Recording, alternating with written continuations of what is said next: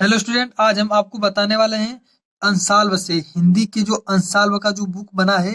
इसमें हम आपको आज बताएंगे कि देखिए 2023 देखिए 2023 है। 2023 में किस ढंग से जो हिंदी का 20 ट्रिपल आता है, किस तरह से आता है और कैसे आपको याद करना है। तो देखिए 10 इसमें होता है आपका ग्रामर से संबंधित और 10 होता है आपका रचना का रचना वचना से संबंधित होता है। ठीक, तो दोनों का मैं वीडियो बना दिया हूँ कि आपको कितना कितना क्या क्या रचनाकार में क्या क्या पढ़ना है और ग्रामर में आपको कितना कितना पढ़ना है। दोनों का वीडियो बना दिया हूँ, उसके बाहर कुछ भी नहीं आने वाला है बोर्ड एग्जाम में। तो आप उसको जाकर के अच्छे से देख लीजिए, आप एकदम अच्छे नंबरों से पास होंगे। देखिए इसमें पहला प्रश्न, आचार्य रामचंद्र शुक्ल किस युग के लेखक हैं। देखिए इसमें सब ट्रिक लगा हुआ है।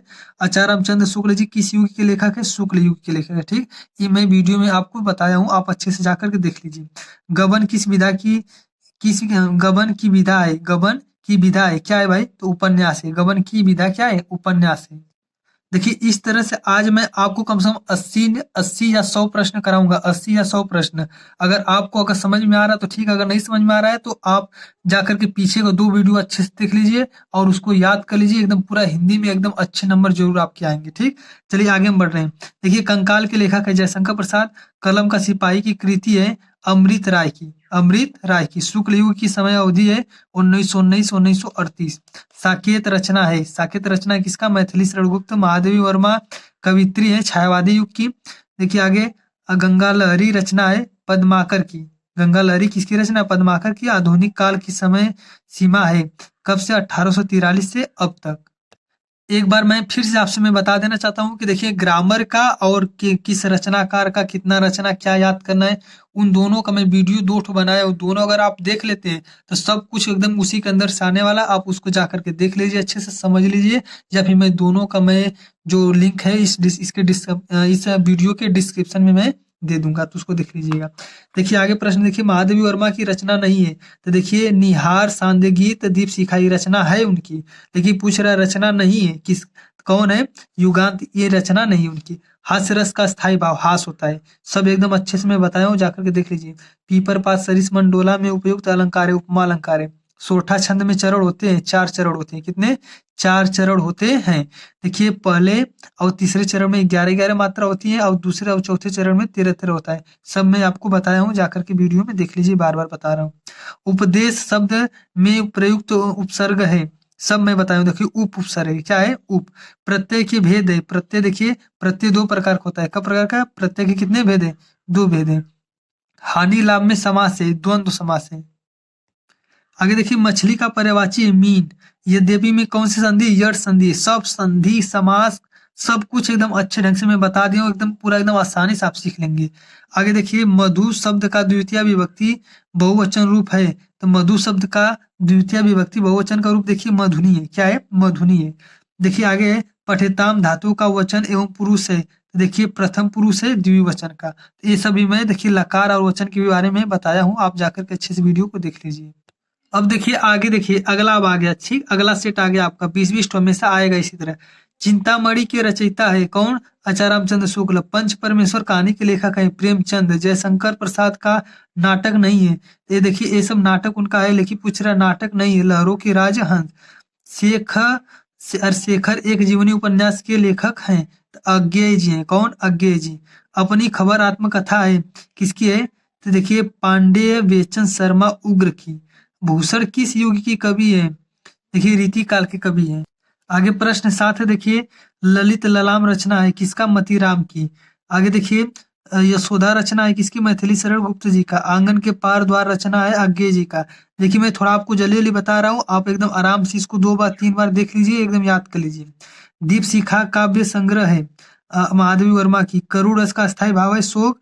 चरण कमल बंधु हरिराई में कौन सा अलंकार है? रूपक। यह सब मात्रिक छंद, इसमें 4 चरण होते हैं। प्रत्येक चरण में 24 मात्राएं होती है। 11 और 13 मात्राओं पर यति होती है। यह लक्षण किसमें होता है? रोला में कि दोहा में कि सोरठा में बरवे में? तो सोरठा में होता है। देखिए आपका रोला और सोरठा, बस इन्हीं 2 से आपको मिलेगा बोर्ड एग्जाम में बस। तो रोला में और रोला के बारे में और सोरठा के बारे में बता दिया हूँ। आगे देखिए पर्यावरण शब्द में प्रयुक्त उपसर्ग है परि। मानता शब्द में प्रत्यय का प्रयोग हो सकता है। क्या प्रयोग हो सकता है? ता। इसमें देखिए लास्ट में ता है ना, ता ही प्रत्यय है। सुख दुख में समास है, द्वंद्व समास है। निम्नलिखित में अग्नि का पर्यायवाची नहीं है। अनिल नहीं है। अनल पावक ज्वाला है, लेकिन अनिल नहीं है। अभ्युदय का संधि विच्छेद होगा अभिधन उदय। मधु शब्द का पंचमी विभक्ति एक वचन है मधुना। पठिष्यथ धातु का वचन एवं पुरुष है, कौन सा है? द्विवचन मध्यम पुरुष। ठीक, आगे देखिए शुक्ल युग का नामकरण किस विद्वान के नाम पर हुआ? किस विद्वान के नाम पर हुआ शुक्ल युग में? देखिए पहला का है वंशीधर शुक्ल और दूसरा है आचार्य चंद्र शुक्ल। तो शुक्ल युग का रहा है तो देखिए आचार्य शुक्ल जी हो जाएंगे, ये आपका क्या हो जाएगा? ब वाला सही हो जाएगा। सेवा सदन उपन्यास के लेखक हैं कौन? प्रेमचंद। शुक्ल युग में नाटक का निम्नलिखित में से नहीं है, कौन नहीं शुक्ल युग का? ये तीनों लोग हैं, लेकिन भारतेंदु हरिश्चंद्र नहीं है शुक्ल युग में। भारतेंदु हरिश्चंद्र जी नहीं है, ये तो भारतेंदु युग के हैं। आगे देखिए कि आगे ध्यान दीजिए, प्रसिद्ध प्रसिद्ध आत्मकथा क्या भूलूं क्या याद करूं के लेखक कौन है? देखिए हरिवंश बच्चन राय। निम्नलिखित में से कौन सा प्रसिद्ध यात्रा साहित्यकार है? तो कौन? राहुल सांस्कृत्यायन। रीतिकाल के वीर रस के प्रसिद्ध कवि है कौन? भूषण है। ठीक, आगे रामचंद्रिका के रचनाकार है कौन? रामचंद्रिका के रचनाकार केशवदास जी हैं। आगे ध्यान दीजिए, देखिए इसमें है प्रिय प्रवास किसकी रचना है? प्रिय प्रवास अयोध्या सिंह उपाध्याय हरिऔध। राम की शक्ति पूजा के रचनाकार कौन है? सूर्यकांत त्रिपाठी निराला। निम्नलिखित में से कौन सा प्रगतिवादी युग के कवि नहीं है? कौन प्रगतिवादी युग के कवि नहीं है? ये तीन लोग हैं, लेकिन भारतेंदु हरिश्चंद्र नहीं है। देखिए यहाँ पे थोड़ा सा दिख नहीं रहा था वीडियो में, देखिए दिखेगा। कौन है? करेक्ट, कौन प्रगतिवादी युग के कवि नहीं है? तो भारतेंदु हरिश्चंद्र जी नहीं है। हास्य रस का स्थायी भाव क्या होता है? हास। मनहु मानो जनहु जानो आदि किस अलंकार में प्रयोग होता है? उत्प्रेक्षा में होता है। ठीक, आगे देखिए इसमें दिया है कि लिख कर लोहित लेख डूब गया दिन मणि आ व्योम सिंधु सखी देख तारक बुध बुध दे रहा। करे इसमें कौन सा छंद है? तो सोरठा है। क्या है? सोरठा है। अब आगे देखिए उपसर्ग से बना शब्द नहीं है, मतलब उपसर्ग से क्या नहीं बन सकता? देखिए उपदेश तो बन जाएगा, उपनाम भी है, उप भी है। देखिए उप इन सब में है कि नहीं? देखिए इसमें उप नहीं, इसमें बड़ा उ आ गया है, तो ये नहीं होगा, तो ये आपका आंसर हो जाएगा। दैनिक शब्द में किस प्रत्यय का प्रयोग हुआ है? इक का। क्या? दैनिक, लास्ट में इक आ रहा है तो इसलिए इक। त्रिवेणी में कौन सा समास है? द्विगु समास है। देखिए आगे द्विगु समास है। अगर इसमें अगर आप कहा जाता त्रिवेणी में अगर बहुब्रीहि अगर आता तो उस पर टिक मारते हैं। देखिए लेकिन नहीं है तो द्विगु समास। निम्नलिखित में गंगा का पर्यायवाची नहीं है तो कालिंदी। क्या है? गंगा का पर्यायवाची कालिंदी नहीं है। भागीरथी, सूर, सरिता, देव नदी ई है, लेकिन कालिंदी नहीं है। इत्यादि में संधि विच्छेद है तो इति धन आदि। फल शब्द का तृतीय विभक्ति बहुवचन रूप है, क्या होगा? फल है। हसतु धातु का वचन पुरुष बताओ कौन सा है? एक वचन प्रथम पुरुष। तो इस तरह से हम आपको 60 प्रश्न बता दिए। अब आगे देखिए, झूठा सच किस विधा की रचना है? उपन्यास है। अनंत आकाश के रचनाकार है जयप्रकाश भारती। निम्नलिखित कथनों में से कौन सा सही है? कौन सा सही आपको देखना है? तो गेहूं और गुलाब निबंध के लेखक राम वृक्ष बेनीपुरी है, तो ये सही बात है। गेहूं और गुलाब के निबंध के लेखक कौन है? राम वृक्ष बेनीपुरी। बाकी ये सब ये तीन ठो जो है अ, ब और द ये गलत है। पंचांग दर्शन के रचनाकार है मथुरानाथ शुक्ल है। ठीक, मथुरानाथ। देखिए ये शुक्ल जी हैं। देखिए ए नहीं है, याद रहे, इसको मत सब समझिए, ये वाला है।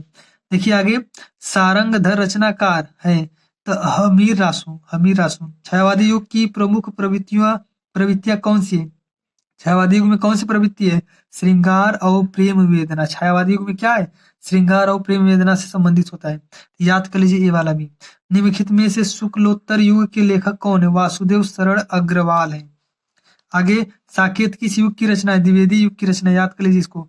भारत दूरदशा किस विधा की रचना है? तो एकांकी की। क्या एकांकी? बिहारी किस युग के कवि? रीतिकाल के।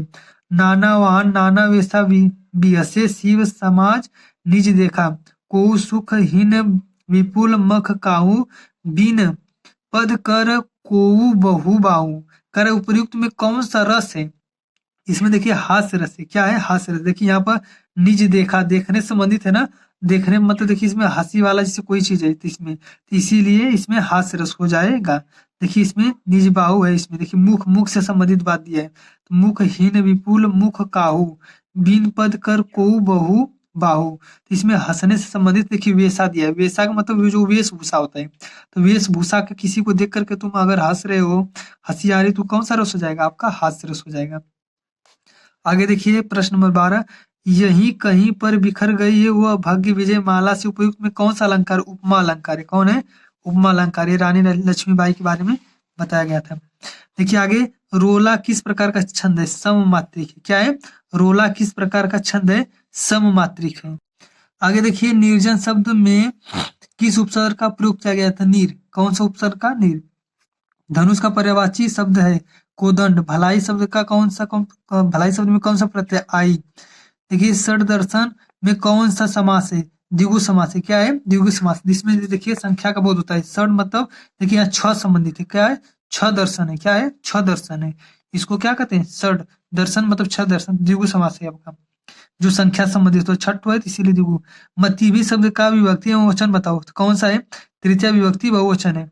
हरेक शब्द का संधि विच्छेद क्या होगा? हरिधन अत्र। पठिष्यथ, अरे पठिष्यथ धातु किस वचन का मतलब किस लकार का है? मध्यम पुरुष बहुवचन है। आपका 80 प्रश्न हो गया। देखिए, जब 100 प्रश्न हो जाएगा तो फिर मैं बंद कर दूंगा। इतना ही आप पढ़ लीजिए, आपको अच्छे से आ जाएगा सब कुछ। और थोड़ा सा मेहनत कर लीजिए, वीडियो को 2-4 बार देख लीजिए, आपको एकदम अच्छे समझ में आ जाएगा। अब आगे देखिए पंडित प्रताप नारायण मिश्र लेखक है। कौन किस युग के लेखक है? देखिए, किस युग के? देखिए, भारत हिंदू युग के लेखक, याद रहे। गुनाहों का देवता के रचनाकार कौन है? क्या है? किसी विधा की गुनाहों की देवता उपन्यास है। क्या है? उपन्यास। हंस पत्रिका के संपादक थे मुंशी प्रेमचंद जी। कलम का सिपाही विदाई जीवनी। लहरों के राजहंस क्या है? मोहन राकेश।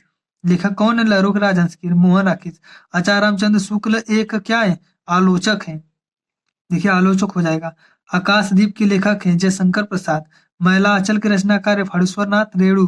केशव दास काव्यधारा के कवि है रीतिबद्ध के। रामचंद्रिका रचना है केशव दास की। देखिए, ये वाला देखिए सब देखिए दोहरा रहा है, आ रहा है इसी में, तो इसे बार बार आने वाला है, इसीलिए मैं आपको बता दिया हूँ। करुण रस का स्थायी भाव शोक। सोहत ओढ़े पीत पर टूट। श्याम सलोनी गात। मनु नील मणि शैल पर आतप प्रयोग प्रभात में कौन सा अलंकार है? उत्प्रेक्षा। रोला छंद में कितने चरण होते हैं? 5। इसमें देखिए 5 है, का दिया है 5, तो ये गलत है। क्या है? ये गलत है। देखिए 5 पर ट्रिक मारा है, ये देखिए यहाँ पर, ये 5 पर ट्रिक मारा थी। क्या है? ये आपका गलत है, 4 होगा। क्या होगा? रोला छंद में कितने चरण उड़ते हैं? 4 चरण उड़ते हैं। ठीक। अधिग्रहण शब्द में प्रयुक्त उपसर्ग है अधि। क्या है? अधि। प्रत्यय के भेद होते हैं, कितने भेद होते हैं? 2 भेद होते हैं। आगे देखिए, तिरंगा में कौन सा समास है? तिरंगा में तो द्विगु समास है। क्या है? द्विगु। 3 रंग है ना, संख्या संबंधित है। प्रत्येक शब्द में कौन सा संधि है? यड़ संधि। क्या है? यड़ संधि। खीर का तत्सम रूप है क्षीर। खीर का क्या तत्सम रूप? क्षीर। नद्य शब्द का वचन और विभक्ति बताइए, तो चतुर्थी का एक वचन है। चतुर्थी का एक वचन। हरिष्यथ धातु का वचन एवं पुरुष है, तो देखिए द्विवचन और मध्यम पुरुष है। तो इस तरह से आपका पूरा 100 प्रश्न हम आपको बता दिए। तो अगर आप हमारी ये वीडियो और 2 और वीडियो का इन तीनों को देख लेते हैं तो आप 19-20 नंबर एकदम आसानी से ट्रिपल में पा जाएंगे एकदम अच्छे से। बाकी संदर्भ प्रसंग व्याख्या और जो भी कुछ निबंध है, जो भी कुछ बचा है, वो मैं अगली वीडियो में आपको इसी तरह बताता रहूंगा, समझाता रहूंगा। और इसी तरह हर विषय के बारे में समझाऊंगा। तो हमारे चैनल को सब्सक्राइब कर लीजिए, इस वीडियो को लाइक करें और शेयर कर लीजिए। जय हिंद, वंदे मातरम।